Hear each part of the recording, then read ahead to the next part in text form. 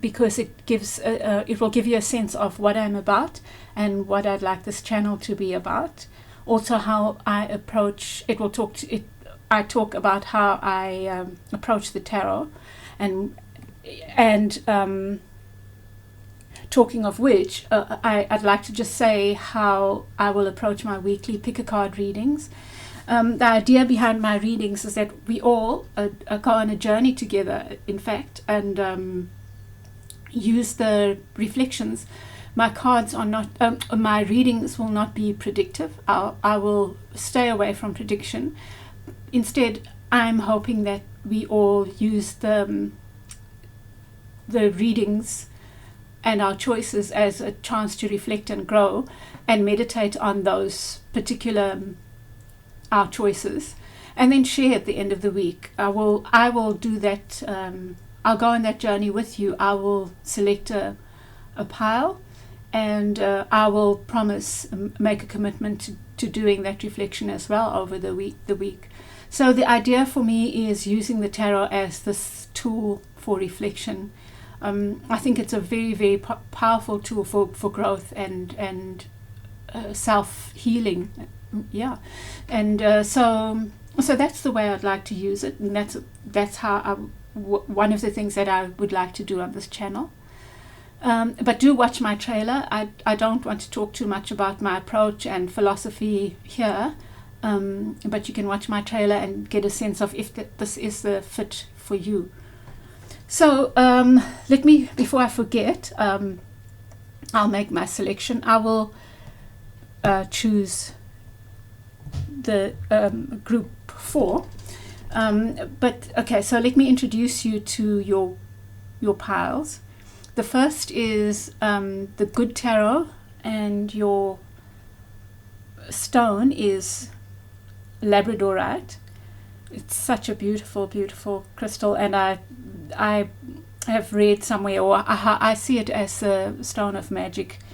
I have read that somewhere, and that's what I hold. You know, there are so many different interpretations of the crystal, so I really think it's about personalizing that for yourself. For me, this is my magic crystal. Group 2, pile 2, is this beautiful carnelian. I see it as this stone of the sacral chakra, creativity, sexuality, that kind of thing. Carnelian is a good cleanser of other stones as well. And then pile 3 is, and that's the psychic tarot. Pile 3 is the psychic tarot of the heart, and your stone is this lovely raw citrine. Citrine was one of the first stones I fell in love with, or even knew about when I first started getting into crystals many, many years ago. And I fell in love with citrine. It was my happy crystal. That also I've read somewhere many years ago, so I don't even know the source. So I see it as a happy crystal. It's a stone of abundance, and carnelian's also a stone of abundance, but citrine is very much, and the thing about citrine is that it doesn't need to be cleansed. It's self-cleansing, said to be. And then the pile 4 is this, what looks like a rose quartz, but which is in fact sardonyx. And when I came across this crystal maybe a couple of months ago, I had not even heard of it before then. I thought it was rose quartz, and to my surprise, I was told that it's sardonyx. And sardonyx is said to protect our personal property. So if you live in a single house or something like that, you could put sardonyx in the 4 corners of your property, or whatever the case might be. But anyway, it's said to be that kind of protective stone. So those are your piles. So pile 1, 2, 3, and 4. And you can pause the video and make your choices, and I will see you on the other side. So welcome back, group 1. You chose the labradorite, my lovely magic crystal. And let's see what's the lessons are, what we can take home for this week. I'll try to post every Sunday my time, which is South African Standard Time, so that people in the furthest eastern parts, I actually checked what that is, and there are different. Well, I got confused when I did the checking because I possibly was looking at the wrong in the wrong spaces. But I believe Kamchatka might be one of the places, cities furthest east, and a little village in New Zealand. And I'm not too sure. There's some kind of confusion about what east is, what's the farthest point east. Anyway, that was a little bit of an experience for me. Okay, so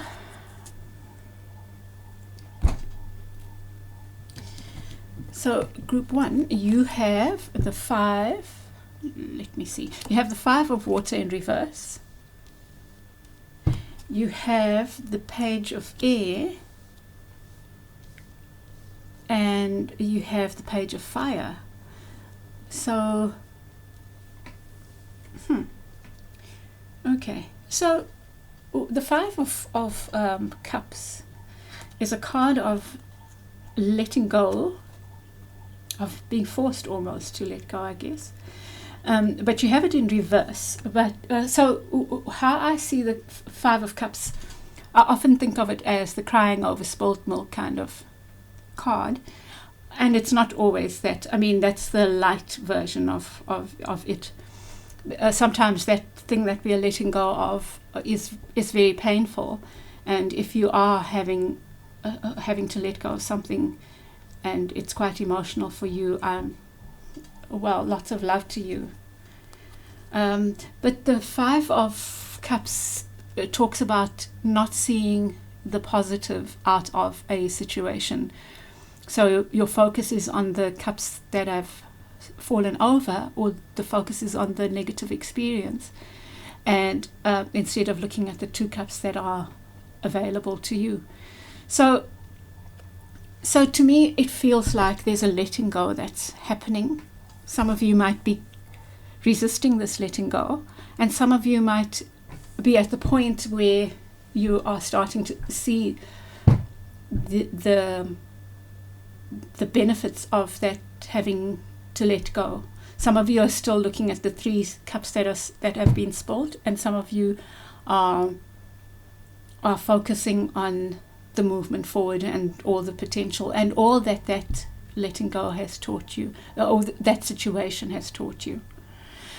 And once you're able to do that letting go, once you're able to see the lesson and the positive out of the situation,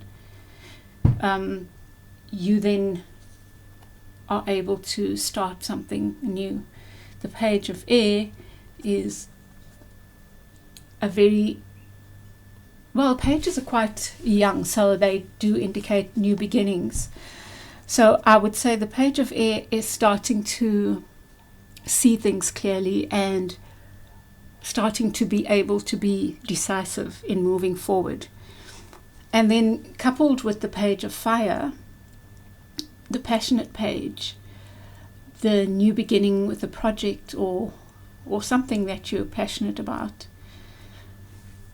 So I think that the lesson here is in letting go and being willing to see the positive. Possibly the positive here is this newfound feeling of independence, this newfound feeling of clarity and being able to be decisive, and this newfound passion. I think that's the best way I can describe it. I'm going to draw one more card because I realize I've focused on where you are, and I think it will be, let's see what clarifier we can get, and guidance for the week ahead, or for what you could focus on. Oh, wow. So look at that.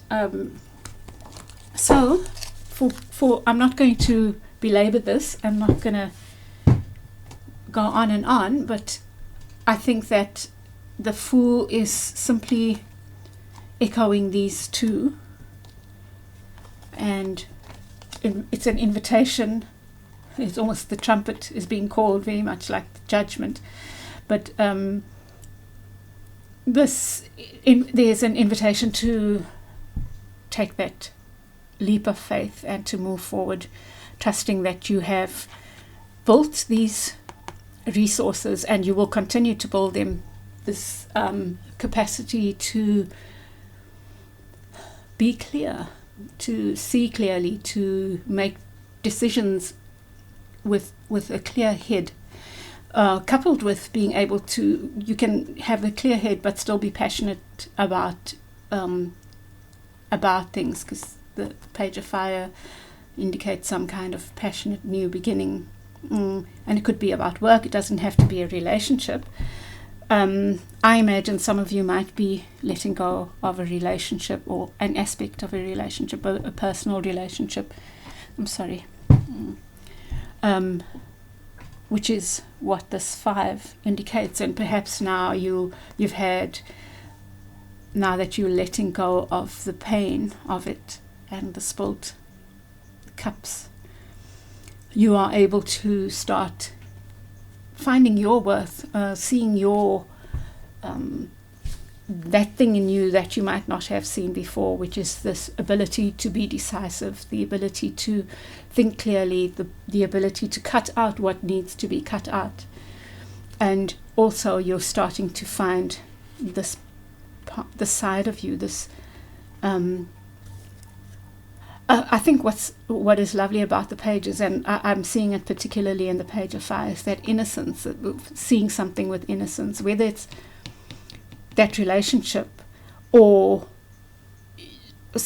having let go of the negative aspect, something is being allowed to die off, and seeing the positive, what's left behind in this positive light with passion, or moving on to something else. It could be a relationship, it could be a project, and I feel it might be a project, it might be something new that you're trying out, or it might even be a new attitude at work, or just a reclaiming of your sense of self, and seeing these aspects of yourself in you, owning them.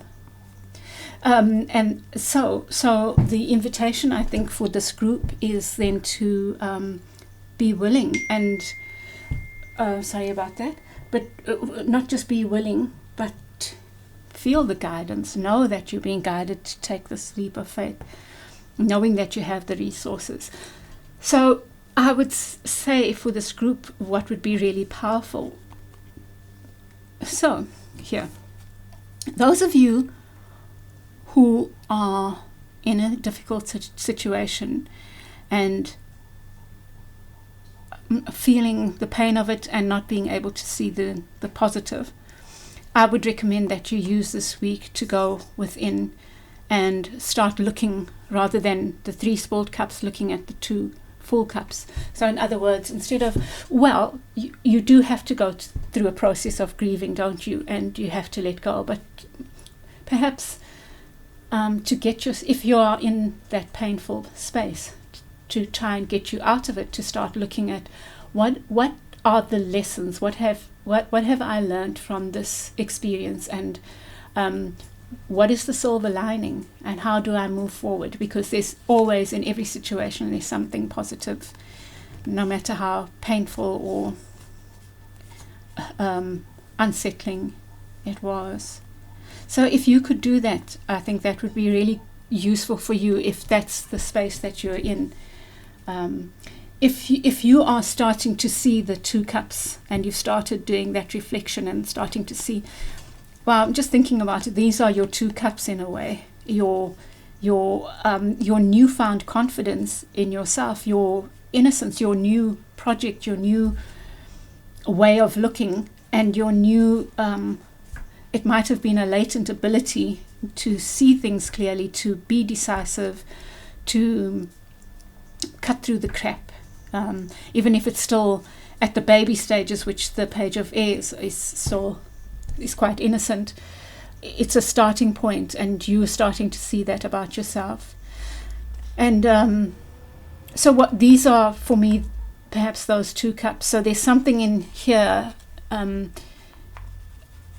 a hid kind of space or way. So I'm not saying that very clearly. So there's something that's air and something that's fire, that are the 2 cups that are present right now in your life. That's what the card suggests. And I think it would be really awesome to do a meditation on that. Where am I? Where has this experience taught me this? And what is this? Perhaps for some of you it's very clear, but for others it might be you having to interrogate that. And air stuff is planning, thinking, being in your head, being decisive, having that sharp analysis ability. And so where is this aspect of yours being ignited?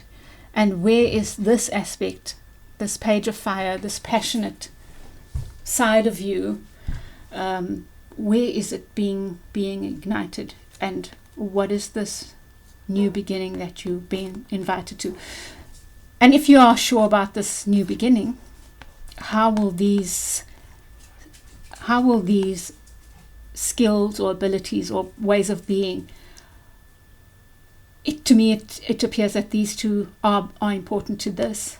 How could you use them to make this the best, add the best kind of value to this new beginning? So yeah, I think that's it. So for group 1, pile 1, I see 2 sets of you, and I think that would be a really useful reflection. And the idea is that you will use the week to reflect on those things and just see what comes out. The idea of journaling is something that I want to speak about at some stage, but just meditate on these, whatever's applicable to you. And I would love it if we all share at the end of the week. So you leave your comments at the end of the week and talk about how it worked, or for you, what insights you've got. And I can assure you, you will have had some insights if you go within and you meditate on those different aspects, those different cards, and the lessons that they share. Okay. So group 1, have a wonderful week ahead. I hope you're safe and you keep safe and you consider others who might be more vulnerable than you.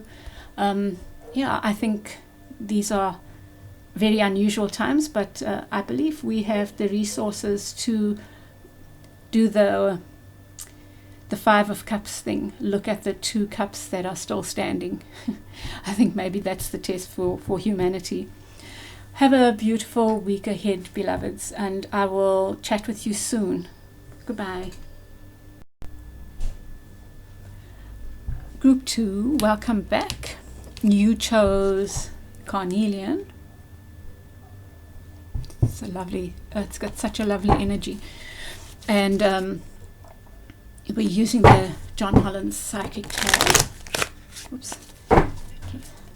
So let's see what the messages are for you for the week ahead. I'm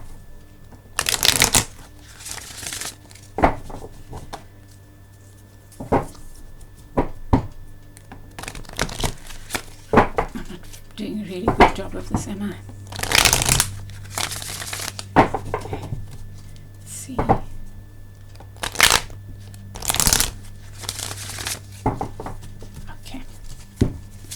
What messages does Spirit have for us? I hope you're keeping safe in this very strange and unusual time that we're going through, wherever you are. I'm in South Africa, as I mentioned earlier. Yeah. Okay, so you have as your first card feeling trapped in fear. Let's see. Crown chakra and oh wow, universe.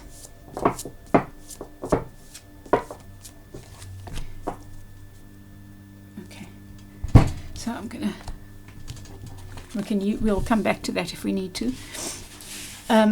Because what I'm seeing is there's this feeling of being completely incapacitated.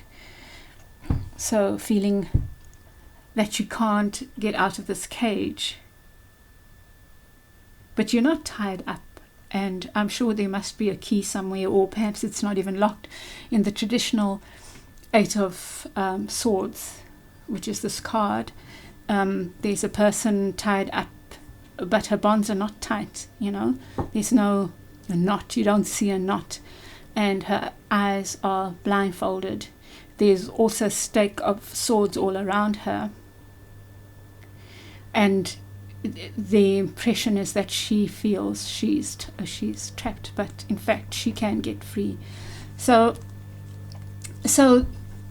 there's something that is making you feel afraid. It is possible that it's what's going on in the world right now with COVID-19. I think that's the foremost thing on most people's minds. It could be something else, of course. But I think it's very much linked. Well, I think it is making you question your belief in a higher power. And you're feeling a great disconnect from this higher power. And that in itself, it's almost like a cycle, of self-defeating cycle. So you feel the fear, and that makes you question this, and questioning this makes you feel even more fearful. So somehow you need to find your way out of that cycle. Yeah. So I'm just thinking about this, the universe card, the world, which comes along almost to rescue the moment. So what I would suggest, sometimes we are afraid and we're not sure why. Sometimes we know what the reason is for our fears, but we can't get out of them. What I would suggest is that you focus on what is ending in your life. Something is ending. It's a positive ending. And if you focus on what that ending is and start patting yourself on the back for whatever is completed in a positive way, or seeing that any ending in a good light, once you start doing that and looking towards the next steps, something about this fear will change. It's easy to say meditate more, whatever, but if you're feeling a disconnection from your higher self, perhaps you need a distraction from that in order to get back to it, right? And maybe the distraction is the start trying to look within, to honor what has ended. Honor what has ended. So what I'm going to suggest for you, sorry, I'm going to get this right at some stage. In time I'll get this right soon. But if you could focus your attention on whatever has or needs to end, and the world card suggests a positive ending, that something has reached a natural conclusion, that it needed to end.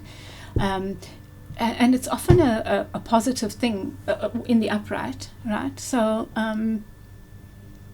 it could even be the birth of a new baby. So the 9 months of gestation has ended and the baby's now born. That is a world card in my mind. It could be anything, but it's perhaps because you're feeling so trapped right now, you're not able to see. and honor this ending. And perhaps the distraction from, oh my, I've lost my connection, is to start to focus here for now. And that will come back. We go through cycles of not feeling Spirit's presence. I go through that. I mean, I've been on the spiritual journey, and I question it every day. I still question. So I have, I believe that, I think that's what my channel is about as well, is I want to bring my questions out here, because I believe we should all be questioning. And so it's okay to have that disconnect. Perhaps distract yourself for now and look at this beauty that's happening here. And perhaps once you've done this and had a week of doing this, meditating on the world card, meditating on this image even, but if doing that consciously distracts you from that, and let's see what happens by the end of the week. If you make a commitment to do this every day for the next 7 days, see what happens by the end of the 7 days and how you're feeling. I'm not saying it will be a magic one, but perhaps it will. So report back, share with us. I think it would be awesome to hear how that's worked for you, if this has resonated and if this is what you've chosen. I'm going to ignore the patience and planning. I wasn't really sure about it. I think that this is enough. This is enough to work with. So I hope that makes sense and that is helpful for you, Group 2. Have a wonderful week ahead. I look forward to hearing your experiences, and please be safe and be considerate of others who are more vulnerable as well. And I'll end it there. Thank you, Group 2. Bye. Hi again, Group 3. You chose this lovely raw citrine. Let's see what guidance there is for you. I'm going to take that. 2 major arcana. Something big, significant is happening, it suggests, in your life.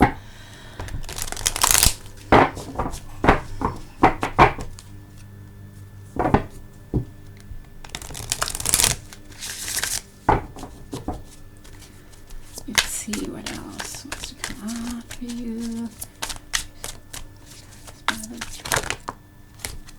Okay, I'm going to ignore too much. Let's see if any of those comes out again. So I'm seeing something to do with traditional space. It could be church, it could be a spiritual space. Let me think about it.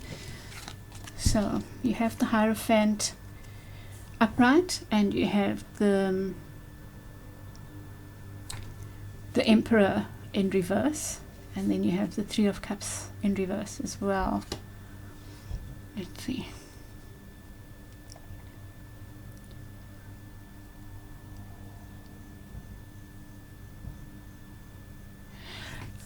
It feels like something to do with tradition and structure.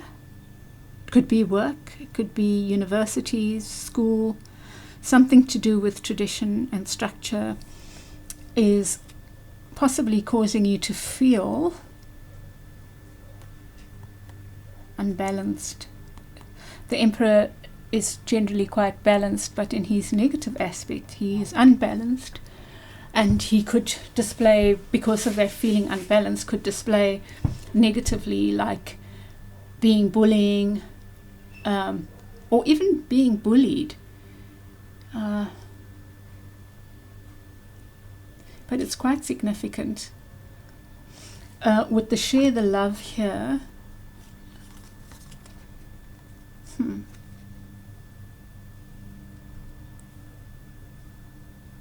Are you in a marriage or some kind of committed relationship where either you or the other person is being destructive in some way? the Three of Cups can, especially in the reverse, the Three of Cups can talk about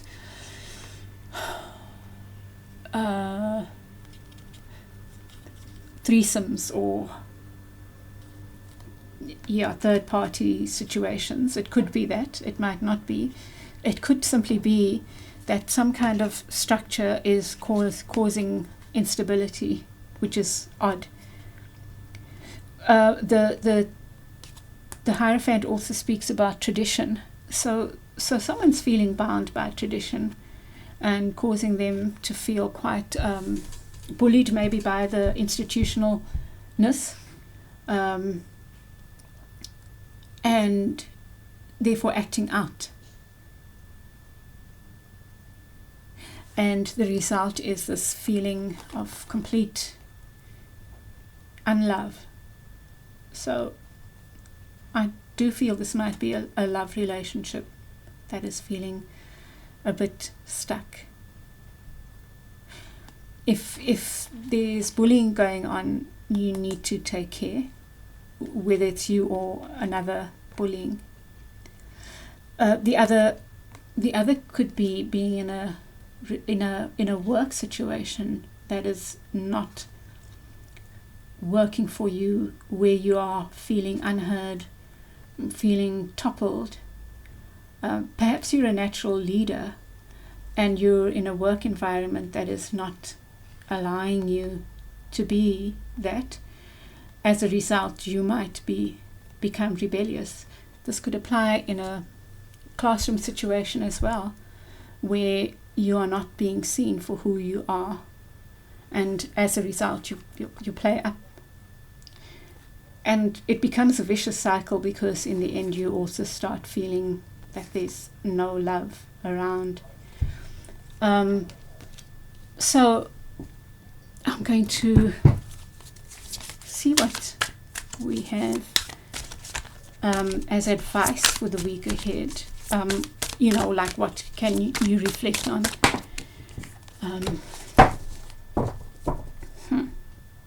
So this, to me, whatever the situation is, this suggests to me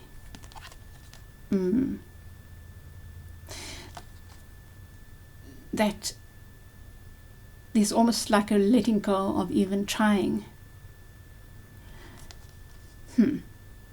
Okay, so I'm going to leave it here. I'm not going to answer the question. I'm going to leave you to answer this question. And I think the question is this: is this situation, whatever the situation might be, I think the main question is it worth your effort? Are you in the right place? Right? Is it worth your effort? And then if it is, how you can change the situation around. So 2 questions. Is it worth your effort? If not, then what can you be doing to get out of it? What are the alternatives? I'm not saying that person at school should just leave school, because I don't think that's an option, or it might not be an option. But it could suggest that you're doing the wrong courses that are not suiting you, where you're feeling stifled and you're feeling they don't bring out your leadership. So first question and main question for whoever is this worth my effort? If not, what can be done? What are the alternatives? And if it is, what can I be doing differently? What can I do to make this situation change and become more like this? Okay, I'm going to leave it there. I hope that was helpful to you. I hope that was useful and speaks to your situation.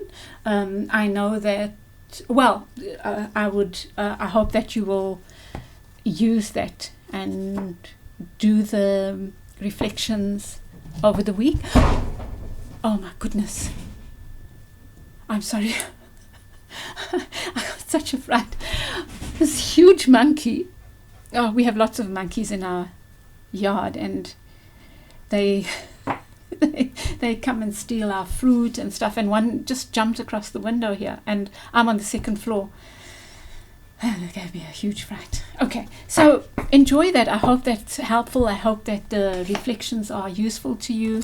I wish you a safe week ahead, and may your loved ones also be safe, Group 3. And please share what comes out for you, whatever that is. I'd love to hear. I'll also share. I've chosen Group 4, and I'll also share what came out for me in the week. Okay, see you soon, or chat with you soon. Bye-bye. Hello again, Group 4. You've chosen Sardonyx, which is about protection. Let's see what your messages and insights are for the week ahead.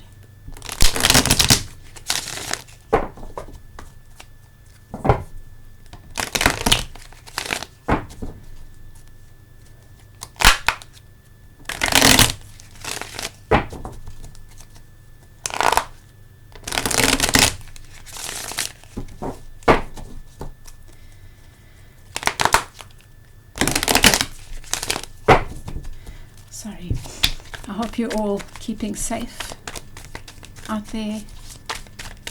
We are in strange times, unusual times, learning times. I think we're all being taught different ways of being and working and living. And I just hope everyone's safe and looking after those who need to be looked after. And I think looking after, taking care of those who are vulnerable is actually sometimes means staying away from them, hey? Which is a bit sad. Yes.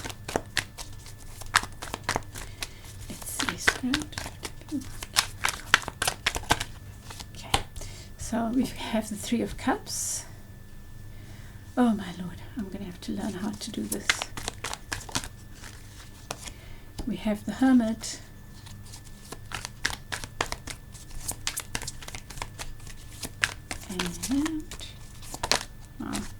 And we have the Nine of Cups.